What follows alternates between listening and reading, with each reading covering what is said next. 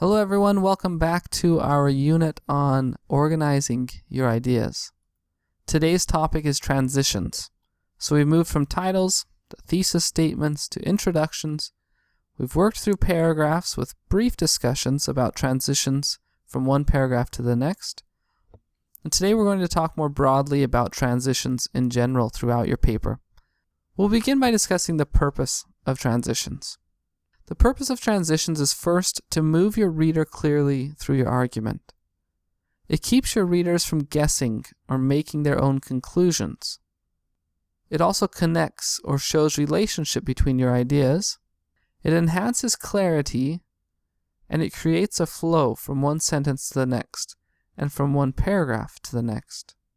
So we use transitions throughout our paper continuously, or at least we should.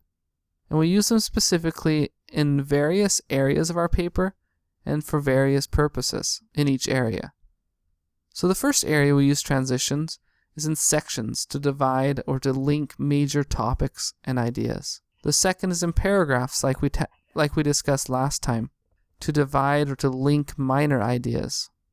The third is in sentences, where we use transition terms or phrases in order to show the relationship between the various sentences within a paragraph. And finally is on the very minor level of within a sentence or parts of sentences where we connect phrases or terms. And my main purpose today, we're not going to talk about this in too much detail actually, because it just takes practice, and it's usually just knowing the words and how to use the correct terms in order to transition effectively. So my main purpose today is to give you this list of transition types. Okay?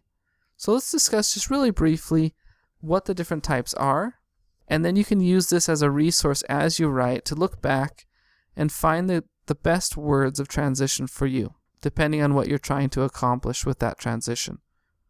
So we have transition terms for addition, or where we're adding information or ideas, right?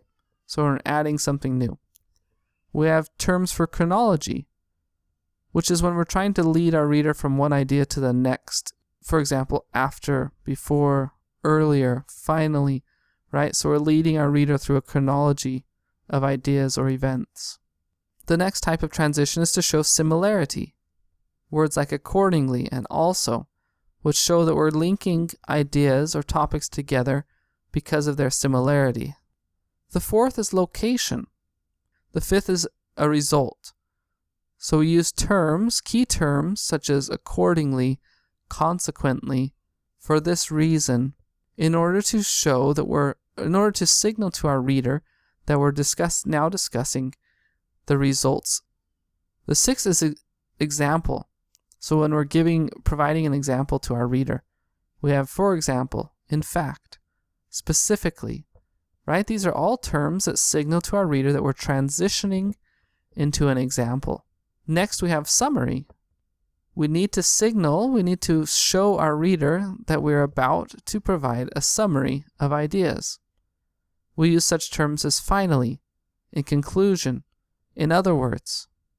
And finally, notice my transition word I just used. Finally, we come to terms that show a transition according to difference. Although, however, nevertheless, these are all terms that show the reader that you are now transitioning from one idea to a different idea. Okay? And that's actually it for today. It's very short and brief. My goal is to illustrate or to highlight how important transitions are to the overall clarity of your writing, and also to provide this final slide here as a resource that you can come back to repeatedly as you write, so that you know which words to use, and you can use a variety of words to transition according to what type of transition you're trying to accomplish, whether it be addition, example, or difference. So if you have any questions, shoot me an email. I'd be happy to field any questions or comments that you might have. And thank you again for listening today. I look forward to our next lecture.